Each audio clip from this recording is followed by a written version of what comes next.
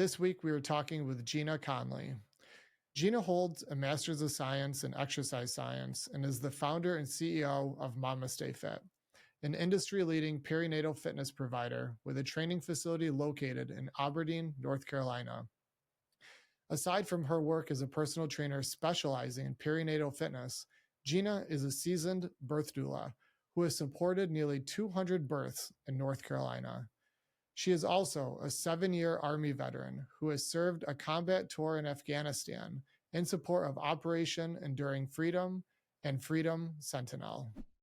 The Co-Movement Gym podcast is sponsored by Native Path Supplements, Lombardi Chiropractic, and A Dog's Day Out Doggy Daycare. Mention this podcast or use the promo code in the episode description for a nice discount on us. Gina, welcome to the Co-Movement Gym podcast. How you doing? Doing well. Thanks for having me. Yeah, this is exciting. I want to jump on here and talk about some myths around exercise and being pregnant. We hear a lot of different things here at the gym and in working with clients around, what their doctor says they can and cannot do and whatnot. And so you being an expert in this field, I want to get into some specific myths that we hear. And so one of them is that you can't work your abs during pregnancy because it will harm the baby. What do you think about that? So there are definitely a lot of myths about prenatal fitness, and most of them revolve around the safety of it for both mom and for baby, particularly like whether or not it's safe for baby. And when it comes to whether or not you should do core training, there's definitely a lot of fear involved with that, probably because of diastasis recti or DRA or DR, which is essentially the normal separation of the abdominal muscles on the front side of the body. And so this separation needs to happen to allow for baby to grow, for organs to not get squished. And so it's a normal adaptation for pregnancy. Sometimes, though, diastasis can become very severe during pregnancy. Sometimes it's due to like movements that we're doing repeatedly. Maybe we're not managing pressure really well. And so then in the postpartum, it can be much harder to heal. For most folks, diastasis will just heal spontaneously within the first 6 weeks postpartum because, again, it's a normal adaptation. And then if for whatever reason there was something that happened during pregnancy that caused it to be more severe, it could be a little bit more challenging to heal. And some of these can be things outside of our control, such as you have twins or you have multiple babies. Maybe you gained a little bit more weight than you were expecting, and not all of that is necessarily somebody's fault either. But it could also be related to the type of movements that you were doing throughout your pregnancy, because sometimes like high-level athletes will also have pretty severe diastasis. And so when it comes to whether or not you should do core training during pregnancy, you should still train your core, but we need to look beyond like our 6-pack abs. Like our core is significantly more than just those abdominal muscles. And so once we can kind of expand our mind to, hey, core training is more than just doing sit-ups and crunches and bicycles and floor-based ab exercises, we realize that pretty much every movement that we do is a core movement. So doing squats and deadlifts are training your core because we're maintaining our torso position as we move our arms and legs. We can also add in like rotational core movement that focuses more on like the oblique muscles, and that can also help to protect the core. The obliques are really important to helping to heal from diastasis as well because it helps to generate that tension across the tissue. We can do things that mostly the stuff that we're doing is isometric stuff. So we're focusing on maintaining torso position, and then we're incorporating rotational movement instead of doing a lot of abdominal flexion. And so typically what you hear of don't do this during pregnancy is don't do sit-ups, don't do crunches, don't do exercises that are going to cause a lot of abdominal coning. And what abdominal coning is like the center of that abdomen kind of pushes out a little bit further than the rest of the core. And it almost looks like a pyramid or like a tent down the center of your abs. And this is not an issue if you are just like sitting. So if I'm just sitting here and I have a little bit of coning, that's just how my belly is relaxing. It's not an issue. It becomes an issue when it happens during exertion, where that is happening because there's pressure pushing it out. And so it's essentially stretching the tissue. And so if you think about like a hair tie, I know you have a lot of hair, so you're probably really familiar with hair ties. But if you stretch a hair tie over and over and over again, eventually it loses some of the elasticity and it doesn't maintain its shape as well. And that's really similar to like our tissues. So if we're kind of stretching and stretching and stretching this tissue that's already really thin repeatedly, it could make it harder for it to heal postpartum. So yes, we do still need to train our core during pregnancy. It's important not only for our comfort throughout our pregnancy, but also to help support our baby's positions. And so if you have a really weak abdominal wall, the belly tends to fall really forward, or the uterus falls forward, and that can impact baby's ability to enter into the pelvis. It could impact their ability to get into a good position. And so it is important to still have a strong core throughout your pregnancy, but we want to do it in a way that doesn't cause more damage. And so we don't want to have lots of abdominal coning during our exercises. And the main ones that's going to happen with is a lot of abdominal flexion. So like those sit-ups and crunches, things that are really targeting the rectus abdominis or the six-pack abs. And then like sometimes planks will start to become a little problematic towards the end of pregnancy, but it's really up to each individual to kind of decide and pay attention to what type of movements are causing more issues for them. Wow. Yeah, that's a great explanation. And I think it's a good reminder for our listeners that the core isn't just the abs, right? Like we have the low back, we have the glutes, we have, rotational type movements, obliques. So yeah, there's lots and lots of options. And you brought up a great point, Gina, that a lot of compound movements like deadlifts and squats also use the core, and they're really good for people. So yeah, that was a great explanation. How about this myth here? It says you can't do high impact exercise like running while pregnant. So that one I think is related to if you're jumping a lot or you're having lots and lots of impact, it could cause like your water to break potentially because of like all of the force. There's also more movement that's happening within the joints, so we have a little bit more laxicity within the joints because we want the pelvic joints to be able to open more. They do create more space during pregnancy and during labor because human babies have really big heads and we would like them to more easily navigate through the pelvis, but it kind of affects all of the joints within our body. So like our feet joints will actually, sometimes people's feet get bigger throughout pregnancy because the joints relax. Sometimes your hands hurt because the joints relax. And so this can apply to the joints within your legs and your lower body as well. And so that could be a concern when it comes to high impact exercises. We have a lot more movement in our joints now. Like, how well can you continue to stabilize with repetitive high impact activities? And could this potentially cause more injury? Ultimately, I think if somebody enjoys running, they should do what feels good for them during their pregnancy. The only exercises that I would say are like inherently dangerous for pregnancy are like where there's like a really high fall risk. So like skydiving, I would not recommend that for pregnancy. Like falling and repeatedly throwing your belly on the floor would not be an exercise that I would recommend. So like burpees are maybe not great for you. But running in general is fine to do throughout pregnancy if it's something that you enjoy. But we do have to be mindful that we do have more laxicity in our joints. So there's more movement happening. So our stabilization may change. Our center of gravity is going to be shifting. So how we are balancing and moving will change. Our biomechanics while we run may adjust due to pregnancy. And so if you are uncomfortable while running, maybe we want to transition to a stationary option instead. So if you go for a run and your entire abdomen hurts afterwards because all of the ligaments of your uterus have just been bouncing all over the place, maybe we should transition to something that just feels more comfortable for us in our body. But it's hard. I know I used to be a runner. I know like it's like a crucial part of a lot of folks' identities. And so telling someone to just transition to something else is not always well received. Like we'll have runners that'll angrily DM us when we're like, maybe try something else. But there potentially could be an increased risk of injury. Like, but there's no harm for your baby. It's just really your own comfort and whether or not like it's going to impact you like throughout your pregnancy, whether or not you're going to be in pain or not. But yeah, it wouldn't hurt your baby. It's not going to break your water. Like there's other things involved with whether or not your water breaks. So usually it's due to like infections, like if it breaks before 37 weeks. After 37 weeks, it's just your body saying that it's ready. Sometimes it's like your collagen intake maybe influences because the amniotic fluid sac is made of collagen. But for running, the biggest like risk is you might hurt yourself because you just got more movement going on with your joints. It's probably not going to be super comfortable. Like I was a collegiate runner. I used to run ultra marathons. And running did not feel good for me in my pregnancy. So, Oh, and wow. I don't think it feels good for a lot of people.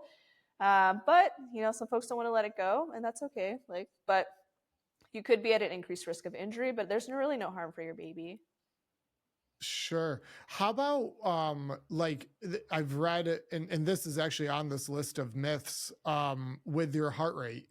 So it says that to keep your heart rate under 140 beats per minute during pregnancy. Is there any validity to that whatsoever? Not really, mostly because, well, for a heart rate, I think in general is not like a great assessment of someone's effort levels, because there's so many things that can impact your heart rate, like your hydration level, how Hmm. fatigued you are, like what type of exercise that you're doing. So there's a lot of factors that can influence your heart rate levels just in general, that I don't find it to be a very useful tool when it comes to determining my effort levels. During pregnancy, that becomes even harder because our blood volume is like rapidly changing. And so our heart rate and our blood pressure is like constantly changing throughout pregnancy. And so it's really different from first trimester versus third trimester versus second trimester. So if I'm using this like blanket number for my entire pregnancy, it's really not going to be a good gauge of my effort levels, because in some trimesters, like my heart rate is just going to be a little bit more elevated just in general, while others it's just going to be a lot lower, or I'm going to have to work so much harder to get it up just a little bit higher because my blood pressure is like really low. And so heart rate in general is not a great assessment during pregnancy of your effort levels. If your heart rate is super high, like you can do high intensity exercise and vigorous exercise during pregnancy and it's perfectly safe. You can do low intensity exercise and it's totally fine. Generally, we want to be in like a moderate intensity level. And so for like the first and second trimester, a good gauge to help you understand that you're in moderate is if you're doing more of a cardio activities, using like a talk test can be really helpful. Hmm. So you Hmm. should be able to speak like a short sentence before you get kind of winded. So not full conversations, but like you can respond to somebody that's talking to you without like gasping for air. If you are like having a full conversation, you're probably working at a pretty easy level. And if you can get like one or two words out, you're probably working at a very high intensity level. And for most of our workouts during the first and second trimester, we want to be in that moderate intensity. So Hmm.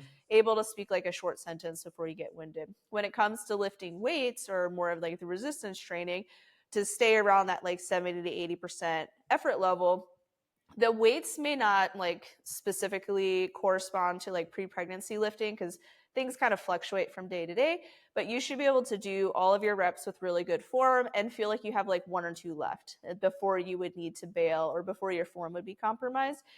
We really shouldn't be needing to bail our weights during pregnancy. Like we shouldn't be lifting at such a high level that like like you're, again, our stabilization really changes throughout pregnancy, how we manage pressure really changes. So it's really difficult to lift at a really high like percentage level. But you should feel that you can do all the reps really well, that you maybe have one or two left in the tank before your form becomes compromised. And that's like a good gauge that like, okay, I'm lifting at like a weight that's heavy enough for me right now. When we make it to the third trimester, things start to kind of taper just because we get more fatigued a little bit more easily. So you may be more in like the 50 to 70% effort level. And so maybe we're talking a little bit more with our conversation, if we're doing like a talk test, and we're Hmm. probably going to be a little bit lighter on the weights. Maybe we can do like 3 or 4 more reps before we feel like our form's going to get compromised. So in general, I find heart rate is not a very helpful tool to use throughout pregnancy. It's an easy thing to use because if you wear a heart rate tracker, it like clearly tells you what your heart rate is. But Hmm. that can really fluctuate so much throughout pregnancy. Like it can depend on how much you slept the night before, how hydrated you are, what trimester you're in. And so one number for the whole pregnancy doesn't really mean much. In addition, that number doesn't necessarily correspond to like safety either. Like you can work out at a high intensity level and it's still perfectly safe for you and your baby. Some of the concern may be related to like your core body temperature getting too high at like elevated effort levels. But it takes a lot for your core body temperature to increase, especially during pregnancy. We are significantly better at keeping ourselves cool during, like we're about like 20% better. I think even in some trimesters it's even more than that. So Wow. if like you and I were both in a really hot room, like my core body temperature would maintain it's a lot better than yours would, just because I'm pregnant. And so like the concern of our core body temperature elevating because of high effort levels is maybe not as valid as we think it is, but we still want to work out in environments that are like a normal person would exercise. Like don't go do jumping jacks in a sauna. Like Like that's not a good idea for anybody. So be mindful of the environment, drinking lots of cold water during your workouts to like help keep yourself cool would be really beneficial. But if you want to work out a little bit harder, it's totally fine. So yeah.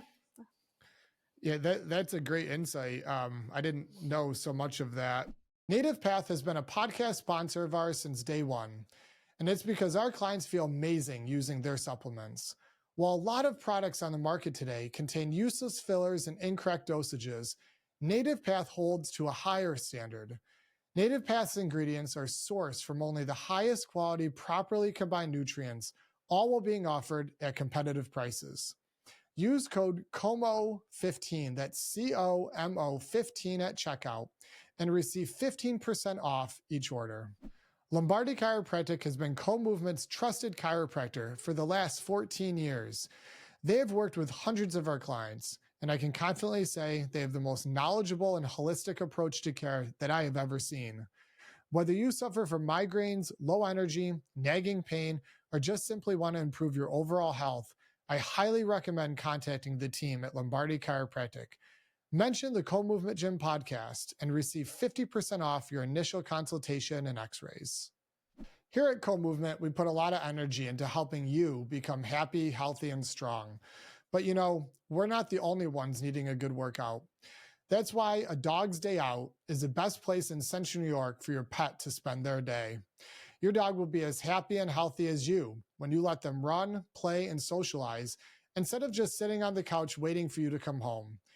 Give your dog the active day out that they deserve. Mention this podcast and get a free day of doggy daycare at a dog's day out. Let's stay on the same topic area here in terms of exercise. Like another myth here is it says that you should only continue the exercise regimen that you were doing before pregnancy. So I think they're getting at like you shouldn't be doing new things while pregnant. What are your thoughts on that?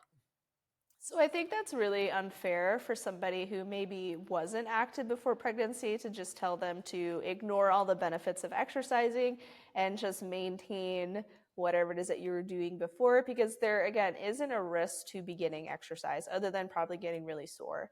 And so like if someone is brand new to exercising, and so we have an in-person gym here in North Carolina where we have folks that have like never lifted weights before come and work with us during their pregnancies, because there are so many benefits to exercising throughout your pregnancy, particularly in the first half of your pregnancy. It can really impact like your placenta development, and the placenta plays a big role in not developing complications in the later half of your pregnancy. And so exercising, especially in like the first and second trimester, are really, really beneficial. And so we'll have folks that'll come that have never lifted or exercised really before in their life, and they will just work with us, and they will be PRing by the end of their pregnancy. It's easy to PR when you've never lifted before. Well, Yeah. they're lifting with the barbell, and they feel really strong throughout their pregnancies, and they don't have any of the common discomforts associated with pregnancy. And it's similar to starting an exercise program at any phase of your life. You're just going to ease into it. You're not going to like, we don't want you to be so sore you can't sit down on the toilet like every day. And so it's just like a gradual like introduction to it. I think it's perfectly fine to begin a new exercise routine during pregnancy, particularly one that's geared towards somebody who is pregnant though. So like I wouldn't necessarily say like, hey, go join like the newest boot camp class, or like go start hot yoga or things like that. Like maybe find like a prenatal specific option that's available to you, either online options. So like we have a ton of online programs. There are some like prenatal yoga classes, and there are trainers out there that specialize within pregnancy that can help somebody as well.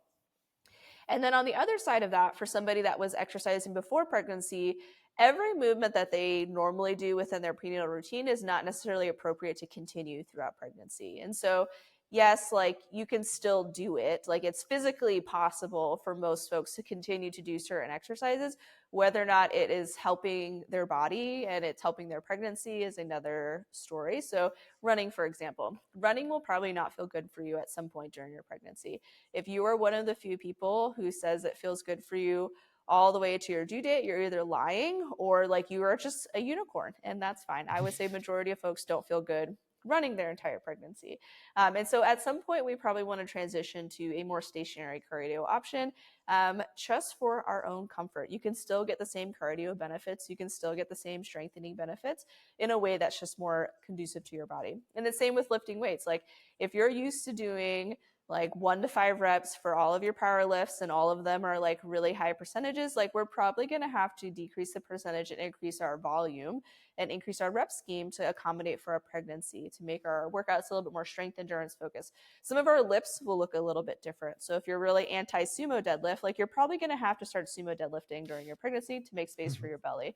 And so lifts will look a little bit different during pregnancy. They're still giving you the same intent and the same like benefit. They just look different. So bench press, for example, some folks are not going to feel comfortable with their feet down on the floor. And so they're going to want to bring their feet onto the bench with them as they bench press. It looks different. Some folks feel like it makes them weak, but it's going to be more comfortable for you to do. And eventually you may find that being flat on your back just isn't comfortable. For most folks, it is. Some folks it's not, and maybe we want to do incline bench press instead. So the shape will change, but we're looking for the same sensation in different lifts. And so telling folks to just do what you did before pregnancy, just a little bit less, is not helpful because some things do need to be modified for our comfort. Some new exercises maybe need to be added in to help us stay pain-free throughout our pregnancy. And then we also want to be able to incorporate movements that help support someone's birth preparation as well. So if all of your programming is very sagittal plane, very front to back, like we're going to have some issues creating space within our lower pelvis. And so we want to make sure that we're incorporating frontal plane movement, transverse plane movements, because that's going to really increase pelvic and hip mobility to create more space within our pelvis for our babies. It's also going to have more balance within the musculature that supports the uterus and the pelvis. And so we also need to take a look at what we are doing to ensure that our workout programming makes sense for somebody who's pregnant as well. And so you can absolutely start a new workout program during pregnancy. Just like don't go like balls to the wall, like be super sore like right away. Like ease into it. If you're feeling unsure, like grab a program that is specific to pregnancy. Find a trainer that specializes within pregnancy and work with them. And then on the opposite end, if you've had a pre-pregnancy workout routine, there's going to be a little bit of letting go that needs to happen, which is beneficial for you throughout pregnancy. It doesn't mean that you did anything wrong or that like you're weak now. There will be a little bit of like reimagining our identity as an athlete and understanding that the weight on your bar, how fast you run, like those things do not define you as a person. You are not suddenly unvaluable because you can't lift as much as you did before, or that you're doing a lift that looks a little bit different. It's just different goals at this phase of life. Yeah, I love that. Yeah, and we are all essentially redefining ourselves as movers and athletes, right? As we age and go through different stages of life. So that's a good reminder for everyone listening. So is there any areas that you see like common areas that women go wrong when it comes to exercising while pregnant prior to meeting you? So there's a lot of like external rotation focus when it comes to like birth preparation type exercises. And I think it comes from like a good place because it's like if you spread your knees wide, you can see more, therefore there must be more space within our pelvis. And our pelvis is very dynamic and different types of hip movements help to influence different types of opening within the pelvis.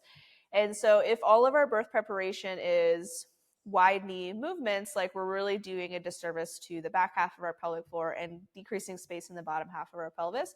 And so like a unique aspect of our programming and the movements that we are encouraging folks to do involve a lot of internal hip rotation, internal pelvic rotation, more of that posterior pelvic tilt, because these are essentially opposite movements of what we typically find ourselves in during pregnancy. We tend to favor more extension and like arching in our back.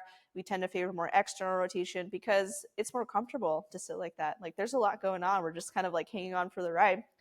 And so when our workout programs also emphasize that, because squats, very externally refocused, deadlifts, externally refocused, hip extension, like these are power movements as well. And then you see all of this birth prep stuff on like Instagram and social media that's deep squats, butterfly pose, like spread your legs wide. And then you're in labor and someone's like, spread your legs wide to make space for baby. And so it becomes really hard to then overcome that like constant reinforcement throughout someone's pregnancy when they make it to labor to find internal rotation, which is really important to creating space in the bottom half of the pelvis. That posterior pelvic tilt also can be really beneficial to helping baby enter into the pelvis. In addition, a posterior pelvic tilt makes internal hip rotation easier to achieve. So we're not just torquing the hip, we also have to consider the pelvic position. And both of those are harder to find during pregnancy because of our common postural tendencies. And then if your workout programming reinforces these movement patterns of extension and external hip rotation, you potentially could see yourself having labor stalls and potentially having a cesarean birth if that wasn't your intention. And I'm not trying to devalue C-sections at all. I think they're a wonderful intervention that's available for those of us that need it. But I think most folks would like to avoid one if they don't need one. And one way that we can do that is by ensuring that we have more mobility within our pelvis. And that includes ensuring that our workout program incorporates exercises that have that internal rotation, that posterior pelvic tilt. So that's usually like the biggest thing that we kind of overcome when we have like new clients that begin to work with us. There's a lot of like different exercises within our programming that I think anyone could benefit from. Like my husband doesn't do our prenatal specific one, but he does my programming finally, and his like hip pain is finally gone. And I'm like, oh, I'm so shocked. Um, and so like finding more of the transverse movements, the frontal plane movements are beneficial for everybody, but especially for pregnancy, because there's this end state of we want to be able to open each level of our pelvis a little bit more. Can you give our listeners, Gina, some examples of the internal rotation and posterior tilt exercises in the frontal plane? Some of these terms, like you and I take for granted, but like, can you give out some specific exercises for people? Yeah, so frontal plane is essentially side to side type movements where we have more abduction or adduction. The biggest one that's going to be super beneficial, like obviously be well rounded. We want to do all of the things, but especially for pregnancy, we want to focus on the adduction emphasis. So bringing the legs together. And so the inner thigh strengthening. So if you are in a gym setting and you're working out with like a machine, the one that you see where they put the pads in between the legs and you squeeze the legs together, that's a great one to help strengthen the inner thigh musculature. Copenhagen planks are another favorite of mine. Any sort of, you can also use like a cable machine or standing, like, Mm-hmm. or a band. Do like banded adduction as well, where you put it around the ankle and just bring the legs together. Anything where your legs come together helps to strengthen the inner thigh musculature, and that's going to be super beneficial for pregnancy. The adductor muscles or the inner thigh muscles tend to get a little bit lengthened during pregnancy because we emphasize that external rotation. And so incorporating it a little bit more heavy within our programming can be super beneficial, not only for our comfort throughout pregnancy, because it can help to decrease pelvic girdle pain that someone may be feeling, but also to help us create more space within our pelvis. Um, Other like frontal plane movements can be like lateral band walks, anything where you're kind of walking side to side, but that's going to be more of like the outer glute strengthening Mm-hmm. with more of that abduction, which is still beneficial to do throughout pregnancy. We still incorporate within our programming. We just have more of an emphasis on the adduction emphasis because we know that this is more of a problem during pregnancy. When it comes to the transverse plane, this is going to be rotational movement. Particularly, we're thinking rotating from like open to closed hip positions. And so when I say open hip, I mean like if I have my knees in front of me and I bring my knees out to the side, or I bring one knee out to the side, this is now an open hip position.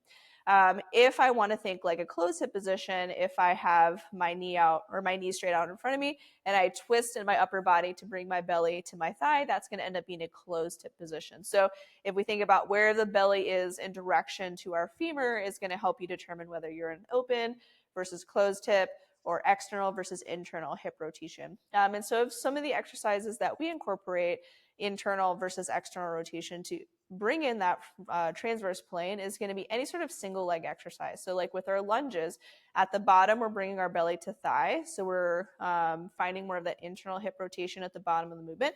This also really helps to strengthen the glute a lot more because it brings more length to it. And so you'll see more glute gains from it as well. And then as you come up, if you have like a split squat stance where you have both feet, you can then find like more of that open hip position at the top. So at the bottom, I'm thinking belly to thigh. At the top, I'm thinking belly away from thigh. You can do it with like staggered stance, Romanian deadlifts, or like single leg deadlifts. Usually when both feet are down on the floor, it's a little bit easier to find more of the rotation because you're just a little bit more stable. But you Mm-hmm. can find it with like single, like one leg on the floor and the other leg kind of floating.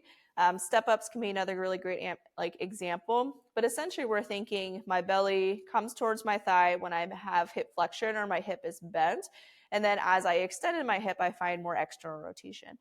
So those are like some examples of like strength exercises that you can do to help create more space within like the lower half of the pelvis to help you find more of that like rotational movement.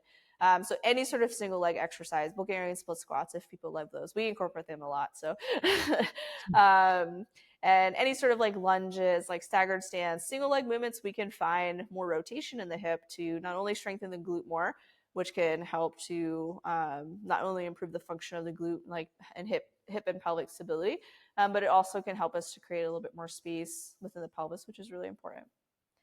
Yeah, those are some great examples. I was on your Instagram page yesterday, and there was a video, I think it was, where a client was on all fours and their knees were pinching a yoga block, and then they were pushing their feet out to the side.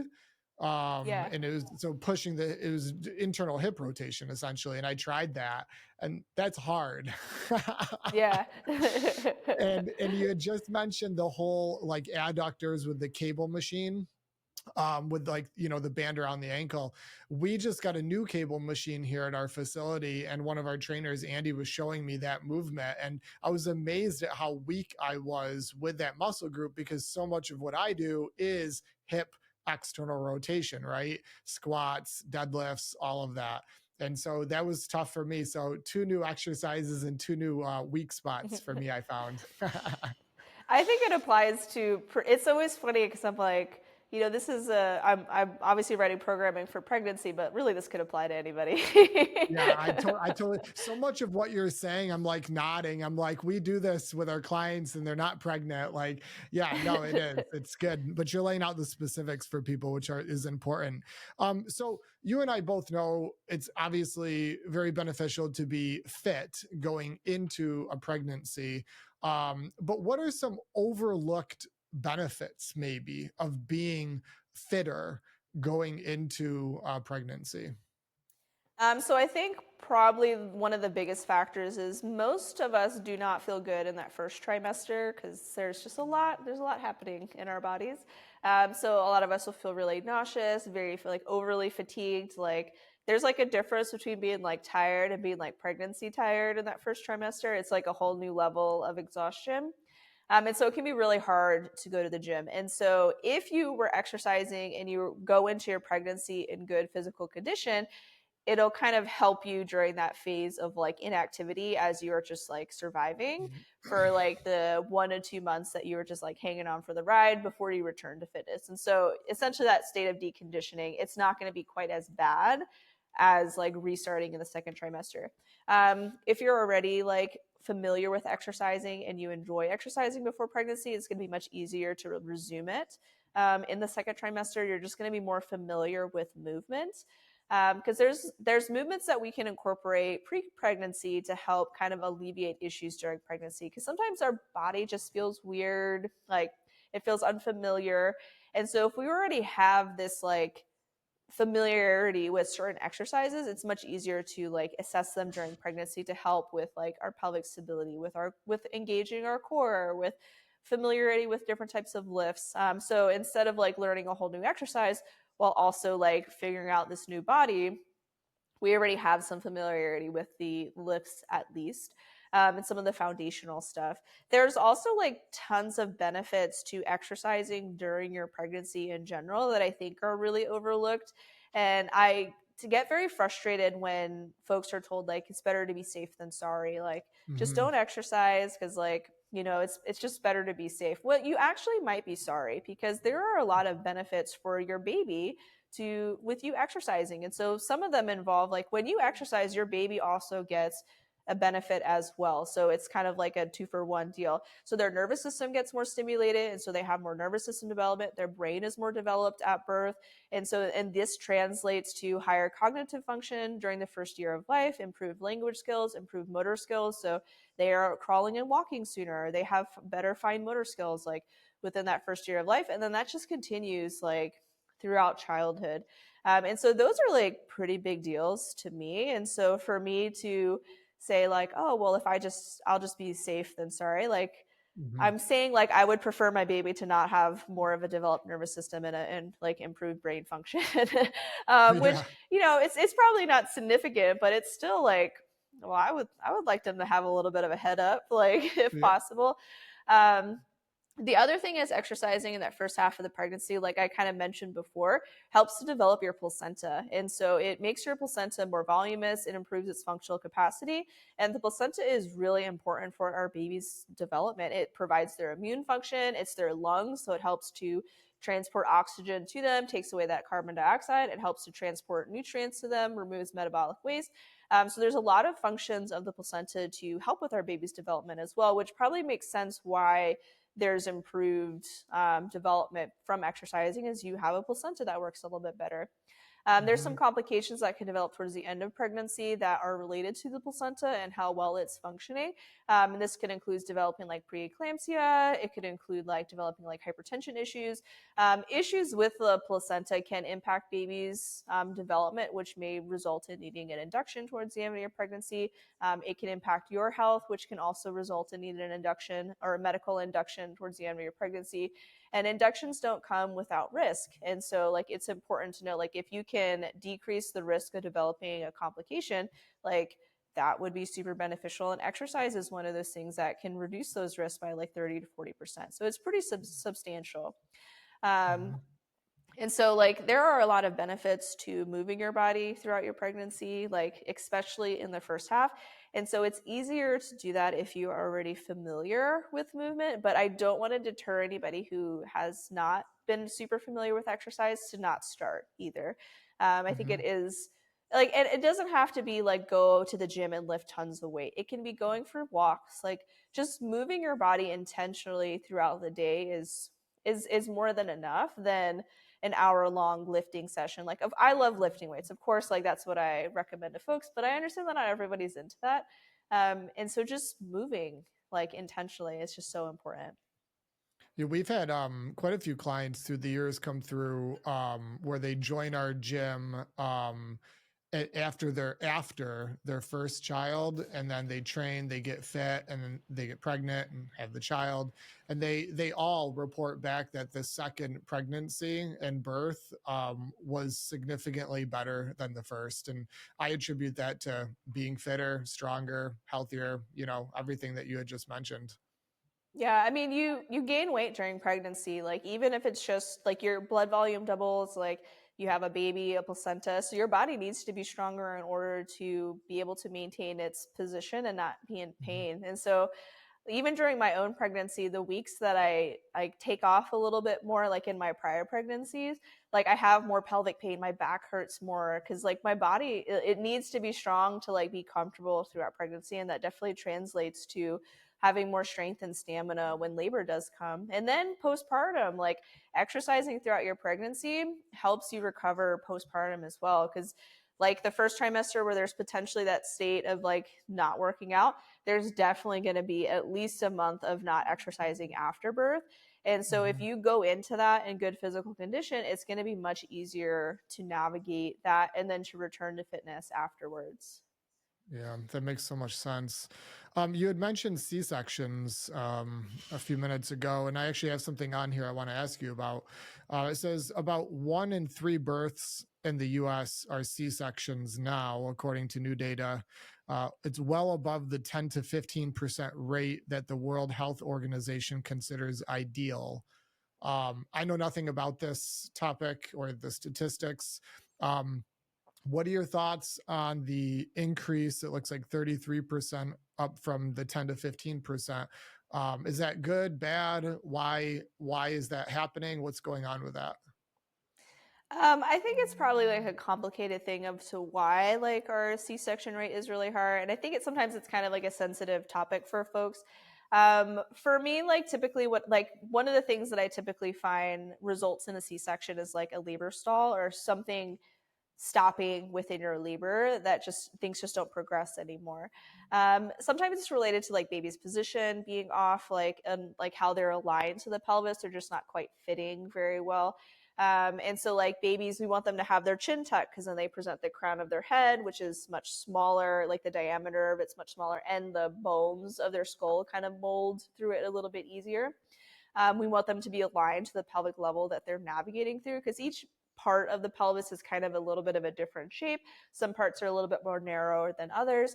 And so the combination of those two things can help your baby more easily move through the pelvis. But sometimes if they're like in a funky position, like if their head is tilted or they're extended, or maybe they like kind of came through on the wrong side, it could make it really hard for them to navigate through the pelvis. And so during pregnancy, things that can help with that is ensuring that we're releasing tension along baby's path. And so I don't encourage anyone to try to force their baby into any position, because anybody who's pregnant knows like you can do all the things to get baby right here, and then like they're just like whoop, and they just move. And so trying to force baby into one specific position is not worth the energy, and it usually just produces more anxiety. But rather we can ensure that their path to rotate is clear. And so there's different structures that kind of support our baby's position. And so the first layer of that is the uterus. And so can we balance the uterine ligaments to ensure that there's like even tension throughout, so that it's not like impeding or impacting the shape of the uterus that impacts how your baby can position themselves. And so we can do that with like inversions to help release the round ligaments and the ligaments at the back half of the uterus. We can do movements that help kind of pull our belly in and support our belly to release tension in that broad ligament that comes across the front. There's different like massage techniques that you can do like for your tailbone and your sacral area to help your sacrum move more easily. And so like the first layer is making sure like we're balanced within the uterine musculature and the uterine ligaments. And then we can think about, okay, what is the balance for the musculature that supports my pelvis? Like, can I find different pelvic positions, or am I kind of stuck in one position because I live here all the time? So for a lot of us, the hip flexors are a lot tighter in the back musculature because we're favoring that extension. And so incorporating more lat release exercises, more hip flexor release exercises can help us find more pelvic mobility to the front. We could also think about, are we tighter in one adductor versus the other? Typically the right side is a little bit tighter. How is the glute musculature? And just kind of doing some more hip mobility to help make it easier for us to change the position of our pelvis, kind of that side to side as well. And then thinking about the tension within the pelvic floor. And so if we think about all of the, and that seems like a lot, and it kind of is, but like if we think about like what is my baby's path through the pelvis going to be like, how can I make that like free of obstacles for them is going to help them find their best position. And then having somebody there who's familiar with movement strategies and movement techniques to like help encourage your baby to get into a good position if you need it, having a medical team that's available to provide that like additional layer of like information to help you find better positions for your baby is really beneficial. And so usually you're going to see this more in like a midwifery run like setting. And so you can still have a midwife in a hospital. You can have a community birth, which is like a freestanding birth center or like a home birth, where folks are just going to be more familiar with like movement strategies, and they're going to be more aware of baby's position and how that can impact your labor progress. And now there are plenty of OBs and like really wonderful like hospital-based providers that can also provide this as well. But this is where like interviewing and like asking the questions during pregnancy and like taking a like a hard look at the response. So hey, if my baby's in a funky position, like what do you do? Like how will you address that? And if they're like, what do you mean? Like I would probably start seeking somebody else to support my birth, because there's always the likelihood that baby will get into a little bit of a funky spot. The other thing would be whether or not you can create the space within your pelvis. So can we create like larger diameters to allow our baby to navigate through more easily? And for a lot of us, we're going to have more issues either with baby entering into the pelvis or maybe exiting the pelvis.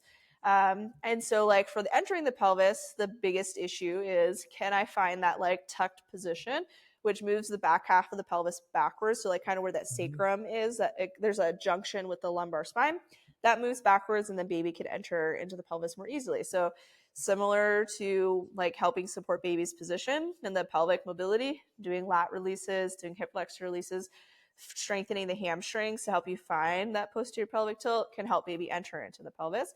And then the bottom half of the pelvis is where that internal hip rotation is really important. So incorporating exercises within our prenatal workouts that allow us to create that space in the bottom half of the pelvis is super, super important. And so when we can create more space, it typically makes it easier for a baby to navigate through. And so this is where like your training throughout pregnancy is really important. Like it's more than Yes. just doing a bunch of squats. Like we need to also incorporate other types of exercises to not only stay comfortable throughout our pregnancies, but also to help us prepare for birth. So it starts to become a little complex at this point. And this is why I'm a huge fan of like having professionals that support you throughout your pregnancy. Like, you know, fitness trainers, like having a medical provider that's like educated and knowledgeable on how to help you, working with a pelvic floor physical therapist throughout your pregnancy. It's not exclusive to postpartum. During labor, like having a medical team and a birth team, both medical and non-medical, to help support you with positioning, to help you like help your baby get into a good position, help you create more space within your pelvis, to give you added layers of like support if you need. And then like postpartum, there's tons of support as well to help you recover, but we're talking about pregnancy. So those are like kind of the two main things that I see that contributes towards like a cesarean birth that I would consider to be non-emergent. Would be baby's positions a little bit off, or we're having a little bit of trouble creating some space within the pelvis, or it's a combo of both. Would be like things that contribute towards like those non-emergent type C-sections. Now, eventually they may become emergencies if baby just doesn't come out, Mhm. but at the time, usually they're non-emergent. And then there are some like emergency type situations where like the placenta is detaching, like the umbilical cord comes out, and like those Mhm. are like of no fault of anybody's, like by any Sure. means. But I would consider those other two things to be things that we can try to mitigate during pregnancy and during our births by ensuring that we are preparing physically, and then also like ensuring that we have chosen a team to support us during our births that we trust, that we feel like can help us navigate through with something beyond just medical intervention. Like they're there when we need them, but is there other options that we can explore as well? Yes. Yes, yes, yes. There's a lot of valuable information there for people. Yeah, building that team and prepping the body to do the best that it can when that time comes. That's huge. I'm Gina. I want to dive into the business side of things now a little bit. You've created an amazing company, Mama Stay Fit. How did that get created? Like, where did the idea come from? Just tell us about that. So I used to be in the army, and towards the end of my career in the army, I did just under 7 years. I was pregnant with my daughter, and I mean, it was a planned pregnancy. We were just trying to figure out like whether I was going to stay in the military, or if I was going to transition out. And eventually I decided to transition out, and then was just trying to figure out what I was going to do, what I was going to be when I grew up. And for me, I needed something that was like a creative outlet for myself, beyond just being like just a mom. And I hate saying that because I'm like, it should be enough, but I needed something like a creative thing for myself.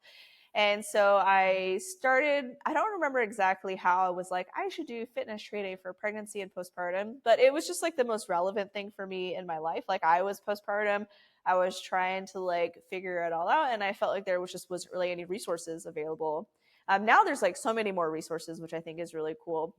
Um, and so I started just training out of somebody's gym. I would call it like a prison gym. It was just like dirty, and it was just like a bunch of dudes like grunting. It was great though, and like they welcomed like with open arms. And what was really nice was the gym owner allowed us to have our babies and our little kids in there with us, which made it just so much more accessible. And so I had this like little crew of like OG moms that would come to this like dirty gym and work out with me as I kind of started figuring out like my programming and like what movements made sense and what movements were like maybe not as great. Because like movements that feel good for me don't feel good for everybody. And so it was Mhm. really nice to have that like in person feedback of like, that's a Gina move. That is not an everyone else move. And it forced me to be like really much more creative with like the exercises that I was developing and like the pairing of the movements. Um, and so that's kind of how we started. We started in this gym, and he didn't charge me very much to be there, which was super nice. And so it allowed me to like learn and grow. And I had like a wonderful group of women that just wanted to be a part of something. And eventually, like, I had enough clients to where I was like, okay, well, it can't just be me. Like, I need breaks too. And I was starting to feel like I was like only focusing on my business and like kind of not neglecting my daughter, but I felt like I wasn't able to spend as much time with her. And so I Sure. was like, okay, well, I need to get some more coaches. And so some of my clients ended up becoming like coaches for me. And then we eventually expanded to like our own space. And I like added on like birth doula services. So this is where like the prenatal aspect started to really expand, like as I was like watching births and like noticing like the issues in births and like the movement tendencies, to kind of really develop our programming. Started working more closely with like pelvic floor physical therapists and learning from them. So it was just like a lot of observation, a lot of like reading and researching and studying. I went back and got like a second bachelor's and master's degree, and so I was just like very much like being a student and like taking this all in. And so now we're in our second, like, well, we only have one location, but we've moved to our another building that we've been in since 2020, so about 4 years now. And then we just expanded to have like the little studio next door, so all of our online stuff now has like its own space for like filming and stuff as well, which is really cool. We have like a few employees. I think we have like 6 employees now, which is like really fun. And then we have like a contracting team that does like all our website and like editing and stuff for us. So we've definitely expanded to where all I focus on now is like the creative aspect. So I do these interviews. We have our own podcast. I wrote a book, which is this one, Training for Two. So that one's all about how you can use prenatal fitness to help support you throughout your pregnancy. So it has all those lifting modifications. It has the pregnancy, quote unquote, safe core exercises to do. We incorporate a lot in like pelvic stability, how we can incorporate myofascial slings to keep you comfortable throughout your pregnancy, because pain is not a requirement. As much as you've been told that you're supposed to be in pain because you're pregnant, it's not true. You don't have to be in pain. There's a lot of movement that we can do to help correct that. And then we also incorporate a ton in there on birth preparation as well, which is something that I find to be kind of neglected in a lot of prenatal programs. Most prenatal programs I find to just be like a bunch of pregnancy safe exercises. So it's a normal fitness program with no sit ups and jumping. But we can do so much more than just that. And so we incorporate that all into our book. It's available for pre-order now. Comes out in September of this year. So I'm due the end of August. And so hopefully the book comes after my baby has been born. I'll be like a week postpartum when it comes out. So yeah, it's been really cool to see the business grow. We kind of took off on Instagram in 2020, I think, or 2019. Things started really taking off there for us. Folks just really liked the way that we were providing content and what we were educated on. It was a little bit different than I think what was typically. Now there's like folks that kind of do similar topics as us, which I Mhm. guess is like flattering in a way. But yeah, it's really cool how much things have grown for us, and to be so specific in the perinatal time frame with the pregnancy and the postpartum is like, I think, a really unique aspect of us. I think we're one of the only gyms in the United States that is like only pregnancy and postpartum. Usually it's like a normal gym that has like a pregnancy trainer. Our gym is like just pregnancy and postpartum, which is pretty cool. Yeah, you're doing so much. I was on your website and your Instagram. First off, both of them are amazing. You offer a lot of courses. I didn't know about your book, but that's coming out. You do in-person coaching. So yeah, you've gone to the next level for sure. Have you had like growing pains in terms of your business? Like, what has been some struggles? Has you opened up during it's 2020, so COVID, probably So we not opened in 2017, but we okay. moved into our most recent spot in 2020, which was a little stressful because we had like just signed the lease and moved all the equipment over, and then our state shut down gyms, and we were like, well, and we couldn't even do like secret training because like everyone was so nervous and scared that Yeah. like nobody wanted to come to the gym anyways. And so I was like, man, we can't even be underground gym either. So that was stressful. I would say 2020 was a very stressful year for us. But it kind of pushed us to really focus on the online platform a lot more. With like, that was when we released our online childbirth education course. We already had our programming online, but we really like expanded on it during that year. Hmm. Yeah, and I think the biggest struggle that I have is learning how to balance it all with being like a business owner. Like I work from home, but I also stay home with my kids while also like giving them attention. And so this is where it became really important for me to expand my team Hmm. to give myself more time because like I only have 24 hours in a day, but if I hire other people then I have more hours to do all the things, and not everything in my business needs to be done by me, and that was definitely like a struggle of mine to like accept because it would be like it's easier for me to just do it, but it takes up my time, and so it would be ultimately easier in the long run to train someone else to know how to upload my podcast and to put timestamps on it and to do kind of like the back end work that doesn't require Gina. And then I can focus on the creative tasks like writing the blogs, like creating the content, like writing the book, like improving the programming, like the online tasks. And then that gives me more time to spend with my children. So now we like homeschool our oldest. She's almost 7. So we're homeschooling her. And then the other two are just kind of having a good time. And so I get to spend a lot of time with my kids because I have finally outsourced. But that's definitely like a big challenge is to balance that without feeling like guilty because I'm like, well, they're only little for so long, but I'm 36 and I still see my mom every day and I hang out with her. So I'm like, well, I don't have just 18 summers with them. Like, my mom can't get rid of me. Like, um, so yeah, I think that's my biggest thing is balancing like the personal and professional life because when you're a small business owner, like it's not 9 to 5, it's 24/7. And Yeah. it's like, well, I don't want it to be 24/7. I want to establish my own boundaries for myself, which I think is probably most small business owners struggle is like knowing when to like say no to yourself. Yeah. Yeah, that's I was just gonna say you nailed it for me. We have a family. It's hard to balance that. We could work 24 hours a day. We're creative, we're innovative, we've got new ideas. But having the balance, that's the magical piece there, and it's evolving, right, as business change and things grow and you simplify certain things. So yeah, it's cool. I've heard that from a lot of small business owners that I've interviewed, is balance is a big challenge, and that makes sense. What's your 10-year vision with your company? Do you have a vision that you want to see things move towards?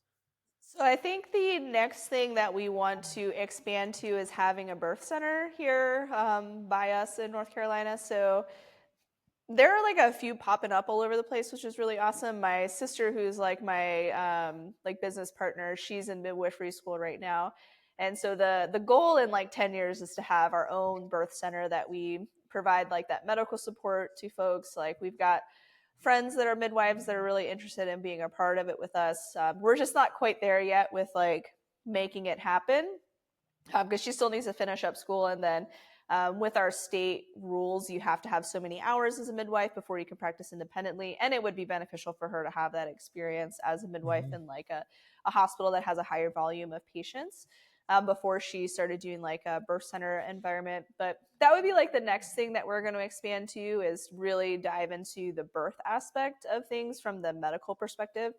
And yeah, so that's what's next eventually for Mama Stay Fit. Mhm. Oh, wow, that's inspiring. That is awesome. Gina, this has been great today. Gosh, I learned a lot. I hope a lot of people tune into this. There's a tremendous amount of value in the 1 hour conversation we just had. So thank you for your knowledge. How can listeners learn more about your services and follow all the great things you're doing? So the free things that we offer is our Instagram is where we post most. We have like a TikTok and like a Facebook, but I would say Instagram is where you're going to see us the most. We post tons of free content there. We also have a YouTube channel where we post educational videos every week. We post workout videos every week. All of it's very revolving around the perinatal time frame, so pregnancy and postpartum. We have a podcast as well. It's just the Mama Stay Fit podcast. We share birth stories and then also educational topics. So those are kind of all our free offerings. And we offer a lot of free stuff.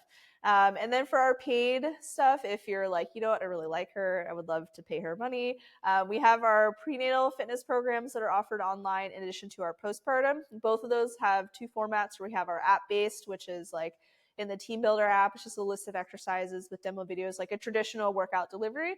But we also have on-demand videos, so like full-length workout videos that you follow, because we found that like not everybody likes to work out like me. So we also have to have the full-length workout videos. In addition to our fitness programs, we also have education courses. So we have our childbirth education course, we have a postpartum prep course, and then we have some professional courses as well. So if you want to learn from us and earn CEUs, we have a birth worker course and then a pre and postnatal fitness trainer course. Yeah, and we offer all of that on our website. It's just mamastefit.com. You could, there's so many, there's a lot on the site. So if for whatever reason you're getting very overwhelmed, just DM us on Instagram or shoot us an email. We're happy to help you navigate through all the different bundles and stuff that we offer. And yeah, and then we're always happy to answer questions if you ever DM us. We do like a weekly story, like a story Q&A on our Instagram as well. We try to answer everyone's questions. So yeah, we're here to support you throughout your pregnancy, your birth, and postpartum. And yeah, that's me. That's great, Gina. Well, we'll And you can post buy my those book. links. Yeah. We'll post the links in the show descriptions and tag you. And yeah, we'll get this out to a lot of people. So thank you, Gina, for your time. We will definitely be in contact in the future. And so good luck with everything. Thank you. If you enjoyed this episode, please consider supporting our sponsors, Native Path Supplements, Lombardi Chiropractic, and A Dog's Day Out Doggy Daycare. They help us bring you 2 new episodes each month and have a special discount just for our listeners. See the show notes for more details. Thank you, and see you next time on the Co-Movement Gym podcast.